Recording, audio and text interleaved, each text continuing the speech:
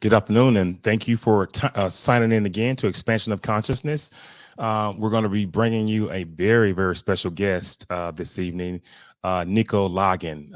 This guy is loaded with a lot of talent, a lot of spirit, but more importantly, he has a message for men. He has a message for those who are needing to be coached, for those who are needing that extra step, that extra drive. We're going to talk about a little of everything tonight. We'll talk about a little psychedelics. We're going to talk about a little, purpose without meaning in men's life. I mean, you name it. Nico and I will discuss it. He's a fellow podcaster. He's an entrepreneur. Also, Nico is an author as well. So we'll get into all of that. But without any further ado, let me just tell you a little bit about Nico. Nico Lagan is an entrepreneur, men's coach, Muay Thai instructor, author, and the host of his controversial podcast, The Nico Lagan Show. He's an avid meditator and believes in the power of psychedelics like ayahuasca and psilocybin mushroom. Nico believes in the connection between the mind, body, and spirit. They're all one, and one should be treated as all when you talk about the mind, the body, and the spirit. But through meditation and visualization and self-hypnosis, anyone can strengthen this connection if you try all of those. Nico finished writing his first book entitled Purpose. Okay? Purpose, guys. How following your life, how following your personal legend is the answer to your midlife crisis. Aiming at men between the ages of 35 and 45 who already possess the 5 virtues of a man: provider, protector, courage, temperance, and faith. Now, facing an existential crisis referred to by many as midlife crisis, these men are realizing that they are one day going to die. Begging the question, is there something more than this daily grind? So Nico's book explains what that's all about and how the solution is to find your purpose. So without any further ado, I'm going to go ahead and bring Nico on. There he is. Nico, what's going What's on, my going on? man? What's going on? What's going on? Nothing much. I am excited to have you here. It's a different twist from our audience, but we still know that you do meditation. We still Abs- know that you visualize, and we still know you understand hypnosis and psychedelics. So we're gonna have a great conversation on top of everything else that you do, my brother. Sounds like a plan to me. Yes, indeed. Yes, indeed. And I guess one of the first things I want to talk to you about, you know, I was reading your bio, and it's a lot of interesting things that you have been involved with, things that you're currently doing right now. And one of the things that stood out to me is, you're basically putting a statement out there. I help young men become good men, and good men become great men. Can you talk to me about that a little bit? And of course, I want to understand how all this started for you. Well, that's probably the easiest way to explain it. Is I grew up without a father. When I was around 14 years old, my parents got divorced. My father left. I saw him a handful of time after he left and before he died, actually. And uh, let's just say that the lack of father figure sent me on a journey where, as men, we look for mentors. Naturally, Right. we do it. It's unconsciously at that age, I did not know, but we always are looking, we always are searching. And yeah, the search for a mentor, for a father figure, led me through drugs, led me through addiction, led me through selling drugs, led me through quitting school, literally doing everything except getting caught and going to jail. That's, I would say, that's the only thing that I'm very grateful about, is that I did not get arrested. But all the stupid things that you can think of, I've done it. And it made me realize as I grew older that it was because of a lack of a father figure, because of I did not have somebody to teach me the ropes. And one of the things that I say all the time that people don't like to hear, but it's still a fact, that a single mother cannot teach a boy how to become a man, in the same way that a single father cannot teach his daughter how to become a woman. but it is their job to find people that can fill that role for them. They should know how to find people to help them.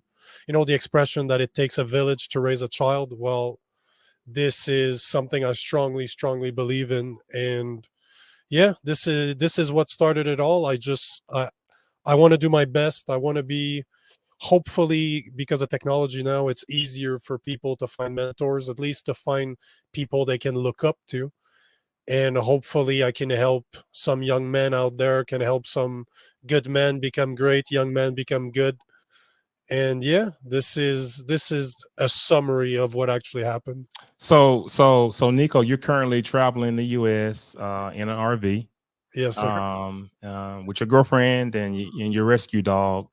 Yep. Give me a little purpose behind this mission.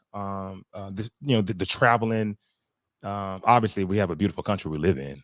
We know Mhm. that, but Yeah. talk to me about that a little bit. Uh, the dream started about 10 years ago, and I wanted to move to Costa Rica, which I went to see it, but met my ex-wife down there. So I ended up getting married, coming back to Canada, getting married. And even after I got divorced, the dream never died, right?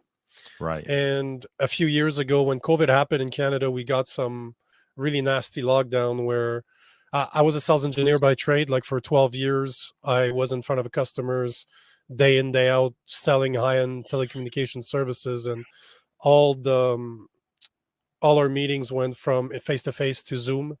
So I decided to leave the city, move to my investment house in the middle of nowhere, and I spent 2.5 years there developing my skills as a podcaster. I developed a brand, like an apparel brand. I developed coaching, and yeah, my girlfriend at the end, she moved in with me, and we decided to just leave because we did not like what the government did during COVID.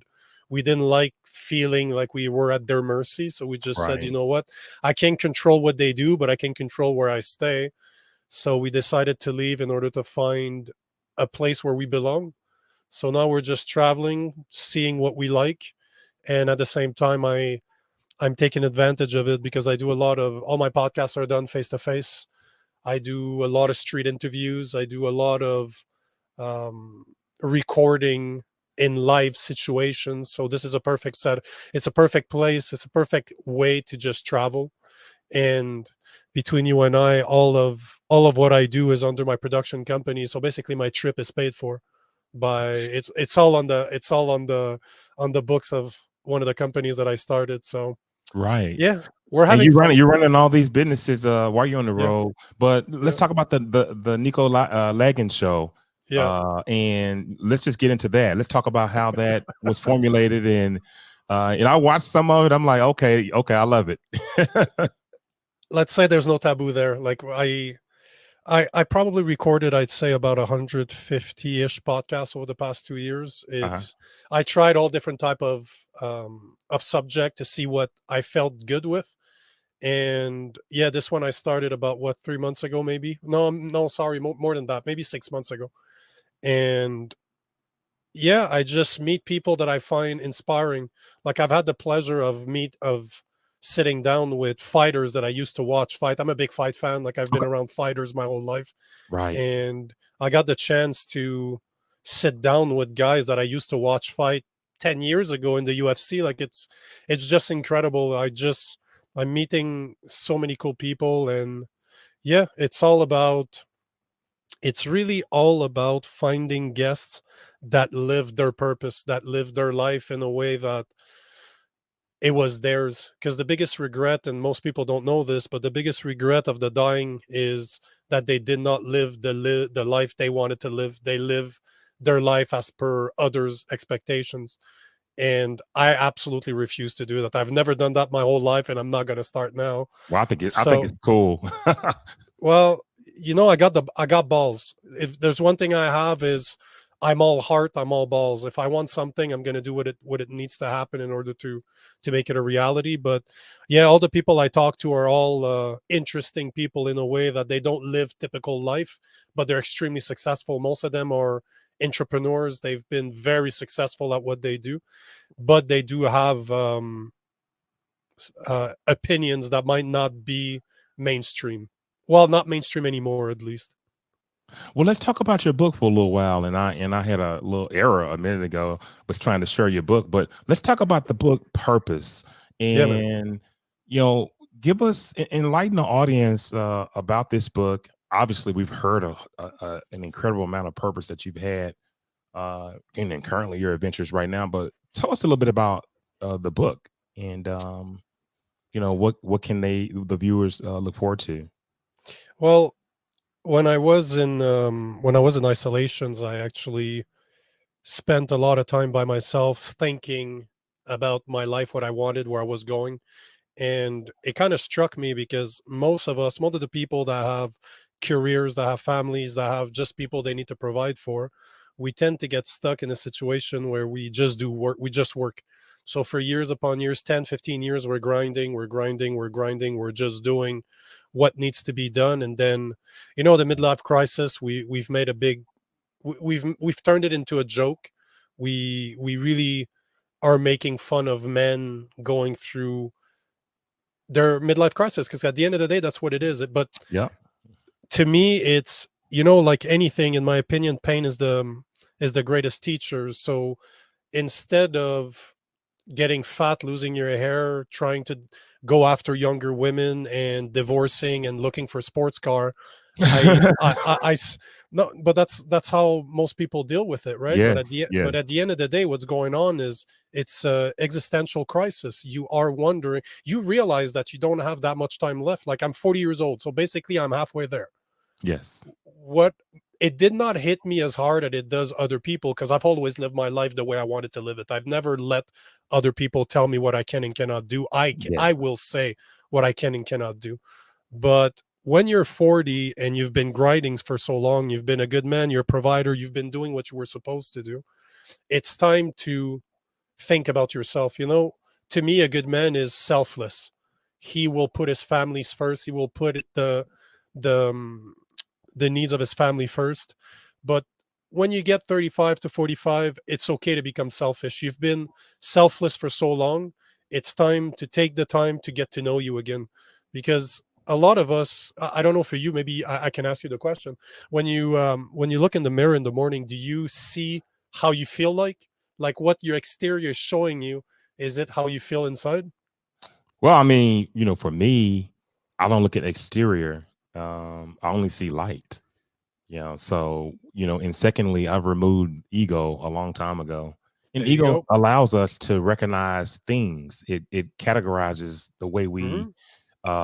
we see each other, or we see things. So I got some very interesting books to throw at you, that talks about the death of the human ego, Hmm. and the conversation we're going to have in the middle in a minute about psychedelics. Hmm. um, that sort of helped me come face to face with my ego. So to answer your question, when I look in a mirror, I see love, and I see light and success.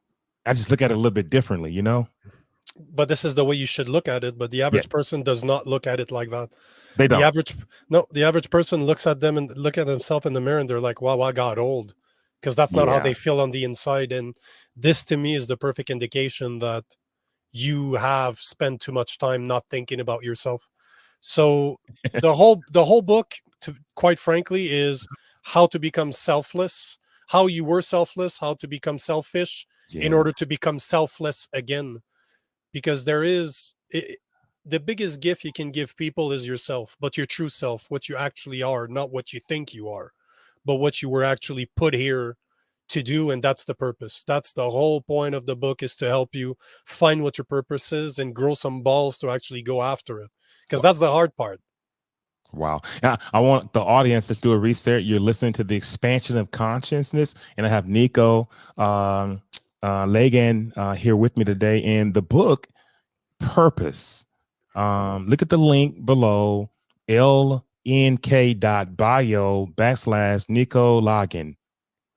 Hit that link, folks. It gives you a number of his social media platforms that he's on. Also, it connects you directly to his website.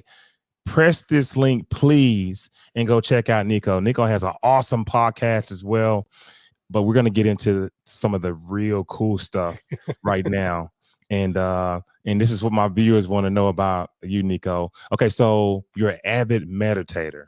Mhm. Let's talk about that a little bit. You know, I'm a transcendental meditator. I do TM, and the things I experience are quite. I mean, they're awesome. They're life changing every single day. I experience something different in meditation. So you're an avid meditator. Talk to me a little bit about that. I probably I don't follow regular meditation techniques. I've invented my own over the years because I've been at it for more than 10 years now. Uh-huh. And it depends what time of day it is, because I do visualization and self-hypnosis twice a day. Mm, I meditate to bring me back to center after the gym 6 7 times a week. There's type of meditation that I do is when I ask questions. I found out last year on an ayahuasca yeah. trip that we all have that capability. It's just that some of us actually access it, some people don't. But I have found a way to get answers to all of my questions. Well, I just need to put them out there and be patient. I always obtain the answers. But yeah, it depends. It really, really depends if what I'm doing. so you're saying that when you're in deep meditation or you're in a self hypnosis session, either Mhm, one, are you saying once you reach a level of transcendence, meaning that you're just at a level of peace or mhm. bliss, that you're able to, at that point, ask a question or command a manifestation, either one? Oh, I don't need to reach anything. I just need to close my eyes to do it. Okay. I've been doing it for so long that it's just I've been doing it every day for the past year and a half since the ayahuasca plant showed me how to do it. I've been doing it every day. But Wow.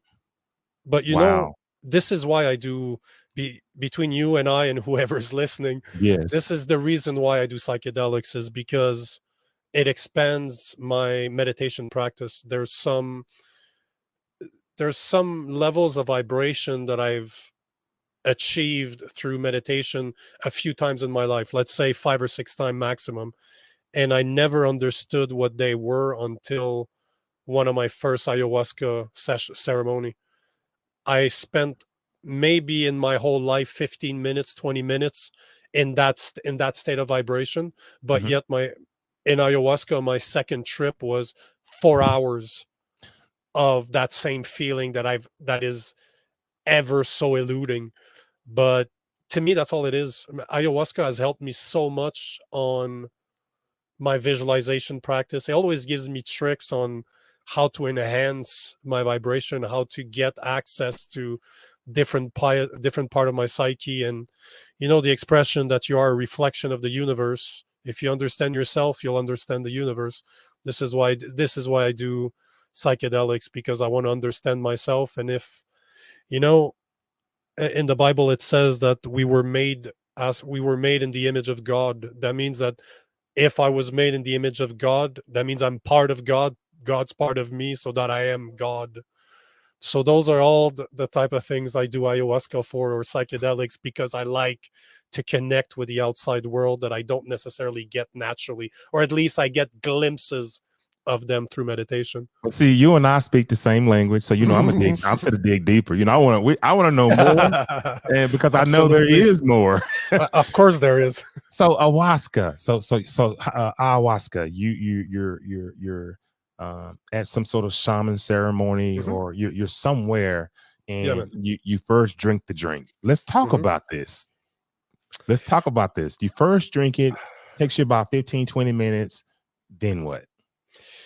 I would start before that, because one of the things that I don't necessarily like with the way that people do psychedelics today, Mhm. like it doesn't matter if it's psilocybin mushroom, magic mushrooms, LSD, or ayahuasca. Well, ayahuasca is kind of different because it's not a Yeah. street drug. Like you can't find that at your corner. Like your dealer doesn't have that. Right. So I find that we mistreat psychedelics like they're party drugs. And I used to do that throughout my teens. I've done a lot of psychedelics, but I did not treat them with the respect that they deserved. So normally an ayahuasca trip will start 2 weeks prior to the ceremony. Well, you need to meet the shaman first. because he doesn't take anybody, just about anybody. He needs Exactly. to make, yeah, he needs to make sure that you're in a proper state of mind, that you have a purpose, you have a reason, you have a reason to be there. And normally you need to stop for 2 weeks prior. You need to stop coffee. You need to basically turn your diet into a vegan diet. You Hmm. have to stop social media, stop movies, stop really the outside world. You kind of You don't need to want any disconnect. interference when you Mhm. when you actually on your trip. So you don't want Yep, to have those outside things in. Yeah, gotcha. absolutely. So once you get there, he normally does. It's normally a Friday, Saturday, Sunday. Uh-huh. So you get there on the Friday, a couple hours before the first ceremony. It's normally 7 p.m. There's 6, 12 people. He probably has 4 helpers with him on top, like plus his wife. And yeah, you sit in silence, your candlelight. His place is absolutely beautiful. And where I'm from in Canada, it's legal. Like there's certain churches that are allowed to import ayahuasca out of Peru or Brazil. So his ceremonies are 100% legal. And yeah, you sit there, and I'm used to it now. I've done it about 12 times with him. So it's not 15-20 minutes for me. It's more 2 hours. It takes me a long time for the effect of ayahuasca to hit. Well, most drugs take me a long time, but normally 45 minutes you'll start feeling something. And the ceremony is normally divided into 3 servings. So you have your first one's good. Let's call the first one the biggest dose. Let's say it's 100%, right? Hmm.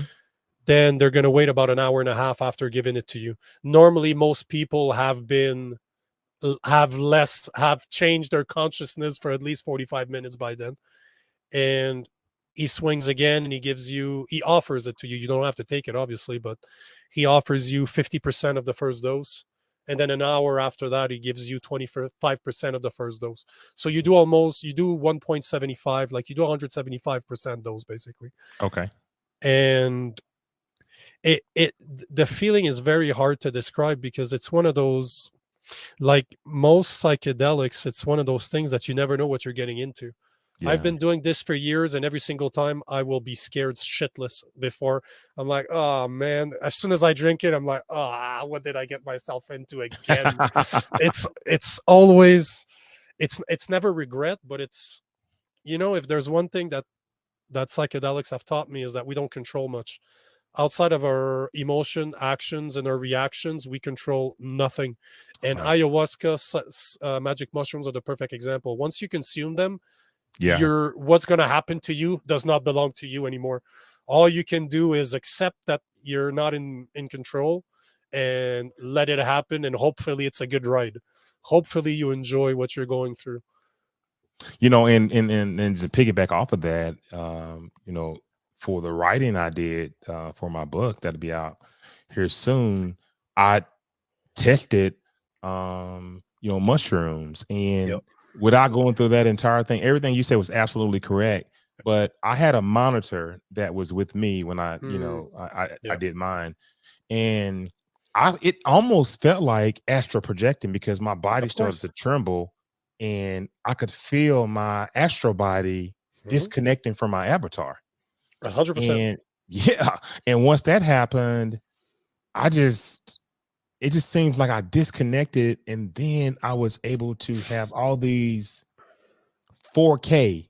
I'm talking about as vivid as you could ever imagine. And I don't want to paint some grand picture, but it was like 4K conversations I was having with people that I had had conversations with a week ago, 2 weeks ago. Mhm. Man, I was so close to these people's face when I was talking to them, and we all looked like we were what 4 or 5 dimensional. I mean, it was, and we were just talking. It was so clear. And the one thing I remember was I was observing my own ego. It appeared. I mean, I was Mhm. talking absolutely crazy to somebody, and it made me feel bad. It made me feel bad as the observer watching me talk. And I was thinking about a book I was reading that talked about coming face to face with your human ego and how to observe it, and then how to kill it, how to destroy it.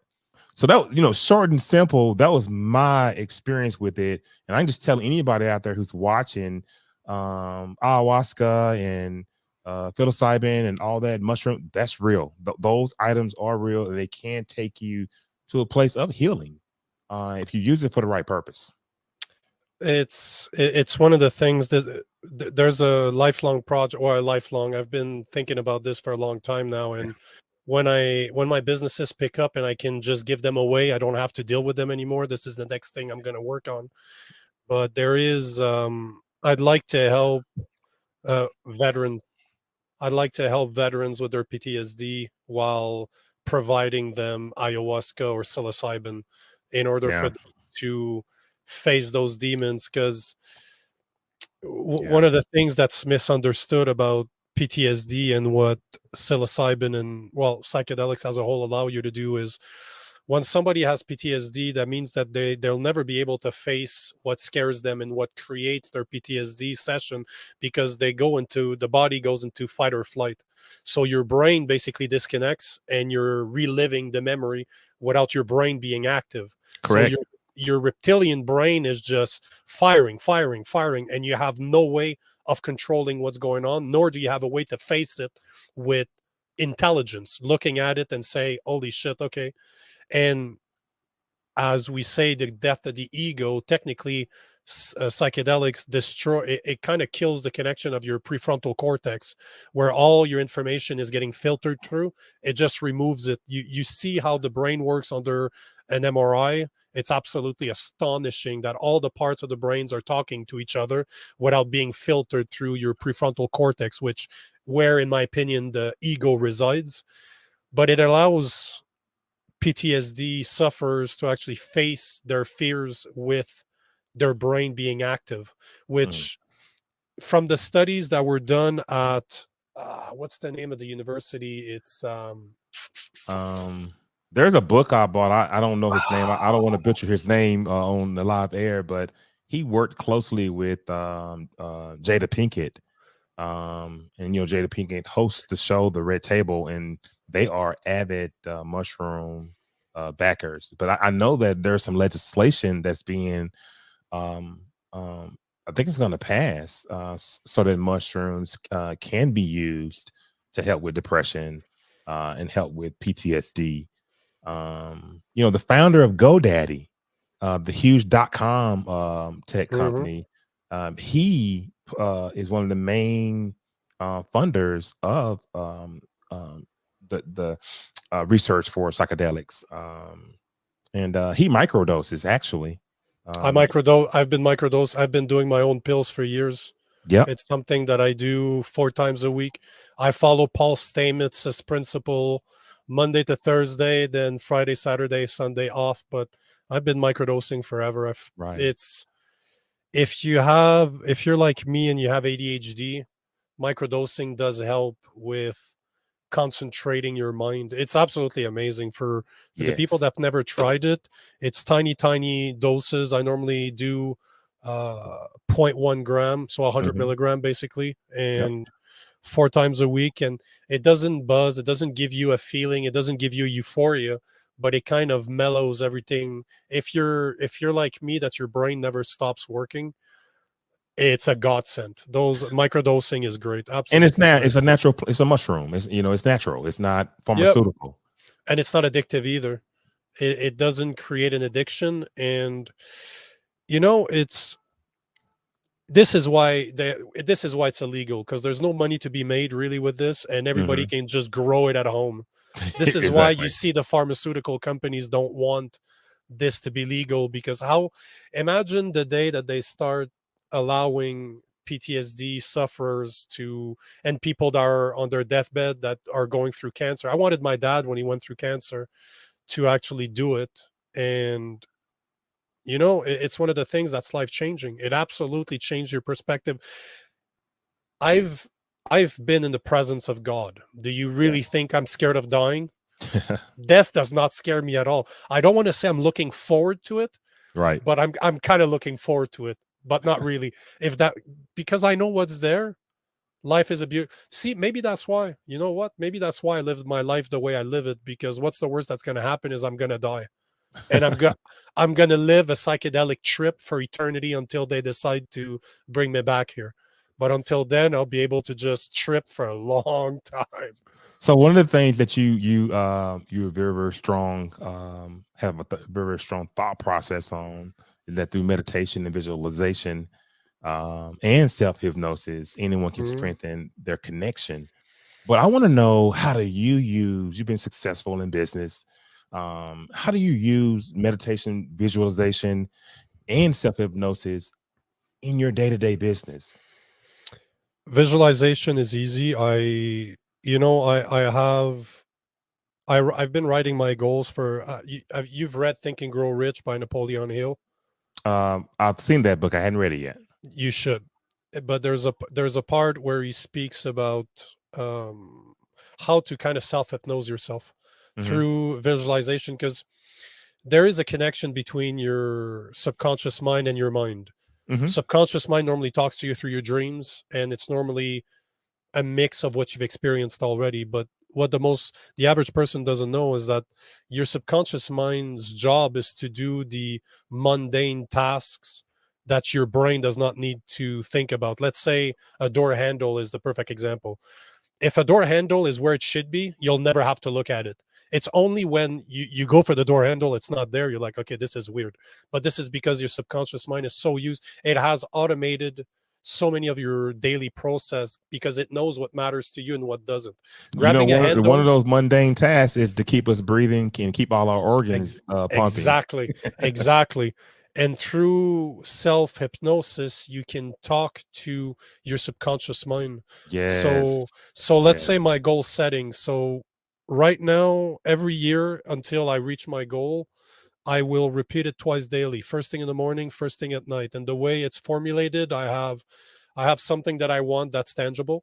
I give myself a specific amount of time. I say what I'm ready to do and how am I going to achieve it, and what are my sacrifice, what am I ready to give up in order to get there. Yes. So every day I repeat myself at least twice a day, in the morning, at night. But you need to feel it. I can tell you what I'm wearing, what it smells like when I succeed. I can tell you who's there, where I am. It's the brighter the image that you can form in your head, the easier it becomes. But the whole point is to tell your subconscious mind what you want. I don't worry about the how. I don't care about the how. I know what my goal is. I'll repeat myself what it is so often that I know that it has already happened. It's just a matter of time until I get there, until I meet the present that it happened. My goals are already all done. So this is how self hypnosis is so important. Just repeat yourself and believe it like it's already happened. So, That so Nico, are you implementing some of these? We know that you're a coach, also a life coach, a business coach, I presume, and whatever else people need for you to coach them on. So are you using some of these principles with people to move them in a place where they're trying to be or trying to go? It's an interesting question because one thing that I found out over coaching people is that a lot of people that want coaching don't want to necessarily do the work. And Yeah, a lot of people that want to do the work are not yeah, necessarily open to new ideas. So yeah, I would be what you call a workaholic, if you will. And one of the things that most people are not ready to do is things that society has not accepted to be real. So yeah. if I tell somebody that's never done psychedelics and I'm like, bro, I can teach you how to access a database of information where you can extract any answers you have ever wanted. Whatever you want, it's there. I can teach you how to get there. They think I'm absolutely nuts. If I say to someone, start repeating your goals out loud like a crazy person, morning and night. Do it as soon as you don't need a piece of paper to repeat it, then it belongs to you. Hmm. Then you memorized it, your subconscious mind knows it, and I guarantee you that that goal will happen. Those type of things will make people back away from most coaching programs, and it's okay because at the end of the day, I don't want to help everybody. I don't waste my time on people, only the people that wants to do the work because it's hard work. The right But client. yep, Yeah, absolutely. But the doors that it opens, the day that you free up your mind from, see, this is what puzzles me and I'll never understand is 99.9% of people will never achieve their goals. They will never achieve their dream. They will never live their purpose. They will die regretting their life. I'm the Yes. guy that lives his life to the fullest. I literally left a six-figure job, cashed everything that I had, put it into a bank account, and all I've been doing is investing in my businesses since then. I built a situation where I cannot go back. It's either there's no failing. I will not fail. There's no way I can fail. It's only going to work. This is how much faith I have in what I do, and I'm the crazy person. See, this is what amazes me. I'm in El Paso right now as a Canadian. I'm on the complete opposite side of North America. Right. I did it with my girlfriend, my dog, while running a business. I'm looking to hire my fifth full-time employee now. I've hired 5 people within the past three Outstanding. months. So, Outstanding. I'm the crazy person. Right. I'm the And you're crazy. yeah. I But love it, see, Nico. this is my point. This baffles me. If I look at people that are crazy and I'm like, oh shit, I have a lot in common with those people. The way they think, the way they do, I'm like, uh-oh. So maybe I am crazy. But it's unfortunate that there's not more crazy people, crazy enough to believe in themselves and believe in their dreams. I applaud you. Author, a successful podcast. We hadn't talked about, speaking. What kind of speaking do you do out there?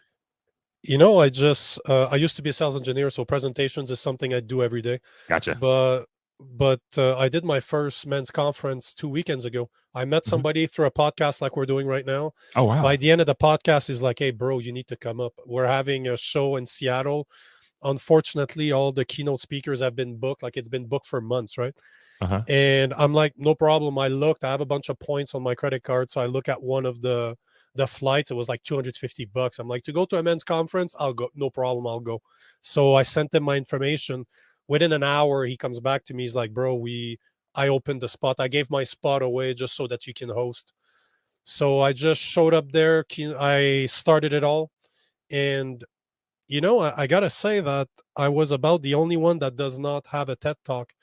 A lot of the guys that were presenting all had TED Talks. So it's a humbling experience that after 12 years of sales, I can still go on stage and say, holy shit, I have a lot to learn. Wow. Oh, Wow. man, I presented on the Friday. There's a guy that presented on Friday, 6 that presented on Saturday. They dropped us off at the airport. I think it was 2 a.m. I worked from 2 a.m. to 12 a.m. on a presentation. I built a 35-page presentation because I'm like, I need some work. So Wow. it's inspiring. I see, this is another thing for the people that are out there. If you want to be successful, whatever it might be, surround yourself that are smarter than you, surround yourself Yes. with people that are more successful than you, that know more than you. Yes. Look for mentors, look for people that will actually help you grow. If you're the smartest people in your group, you're not in the right group. Change group, find more people, find people that will challenge you. Because most people would have seen what happened to me 2 weeks ago as demoralizing. They're like, holy shit, I was the worst there. In my head, I'm like, there's one of the guys that had a TED talk and he was the best speaker there, came up to me afterwards, like, bro, I think you're good for a TED talk. And we're going to do some work. Him and I, we stayed in touch and we're going to start working on some projects together. But that's just because I took a chance and I went. And it's all about taking chances. And when you're Yep. coaching people, you're trying to have them to have that same mindset. But if they're not committed, Mm, let's just even say financially, you got to be committed yep. on that side. But Yep. if you hadn't Yep. told yourself, I am ready to make a change, Hmm. don't bother with high level guys like you and Nope. guys that are out here that really, really can help you move into a Yep. different space in your life. But Nico, it was great to have you. Do you have any parting words that you want to say to the audience? You have any sort of gifts on the website that they can come and check out and check you out? The website's being redone. It should be finished by the end of next week. So I'm looking forward to that. But all I would say to the people out there is, can I swear? I was just going to swear. Listen, for all the people that are out there, screw what people think. Don't listen to what other people tell you.